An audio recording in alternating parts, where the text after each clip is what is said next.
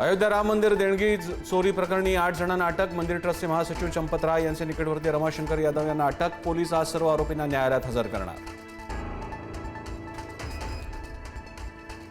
ठाकरे सेनेने राम मंदिरासाठी दिलेल्या 4 किलो चांदीच्या विटा गायब. खासदार संजय राऊत यांचा आरोप. उद्धव ठाकरेंकडून 1 कोटी रुपयांपेक्षा जास्त किमतीच्या विटा दान. त्या विटांचं काय केलं, राऊतांचा सवाल.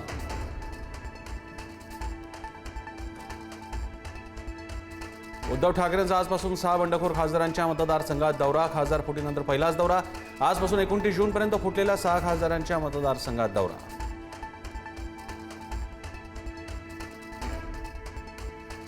मनसे अध्यक्ष राज ठाकरेंनी टोचले पदाधिकाऱ्यांचे कान. घरात बसून राहू नका. विभागाध्यक्ष ढिम्म बसून राहू नका. पायाला भिंगरी लावून फिरा. राज ठाकरेंच्या सूचना. वेळ कमी आहे, घरातल्यांनाही कामाला लावा. पदाधिकाऱ्यांना कडक सूचना.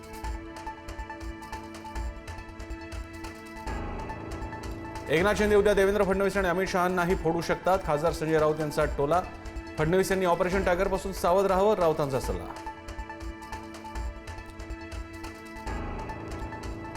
उघड्या मॅनहोलमध्ये मुकादम पडल्याच्या घटनेवर महापौर रितू तावडेंनी व्यक्त केला संशय. महापौर रितू तावडेंकडून सखोल चौकशीचे आदेश. कर्मचारी आणि अधिकाऱ्यांचे जबाब नोंदवले जाणार.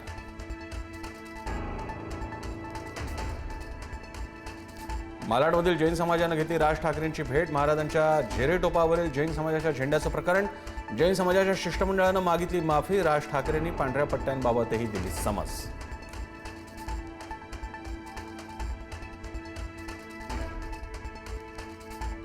खासदार संजय दिना पाटलांची पत्रकारांवर अरेरावी आणि शिवीगाळ. पत्रकारांच्या प्रश्नावर उत्तर देताना संजय दिना पाटलांची अर्वाच्य भाषा. टीकेची झोड उठल्यानंतर खासदार संजय दिना पाटलांचा माफीनामा.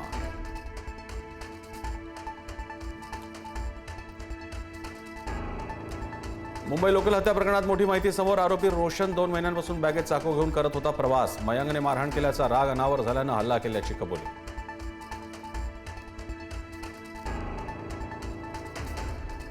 सिया दोषी आढळली तर तिलाही लोहगडावरून ढकलून द्या. सियाच्या आई वडिलांची संतप्त प्रतिक्रिया. दोषींना कठोर शिक्षा करण्याची केली मागणी.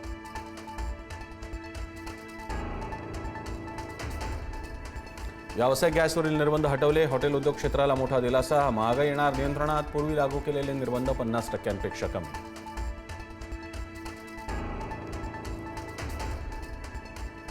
अन्न व औषध प्रशासनाची महिनाभरात राज्यव्यापी धडक मोहीम. 904 ठिकाणी छापे. 34,66,90,000 रुपयांचा मुद्देमाल जप्त. 457 जणांना अटक. आयुक्त तुकाराम मुंडेंची माहिती.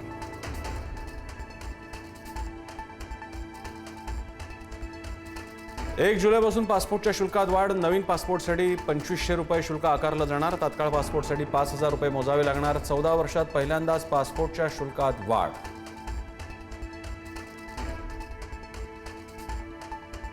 मुसळधार पावसामुळे आसाममधली पूरस्थिती बिकट. लखीमपूर जिल्ह्यातील 4 गावं पाण्याखाली तर काही गावांना अजूनही पुराचा वेढा. जनजीवन विस्कळीत.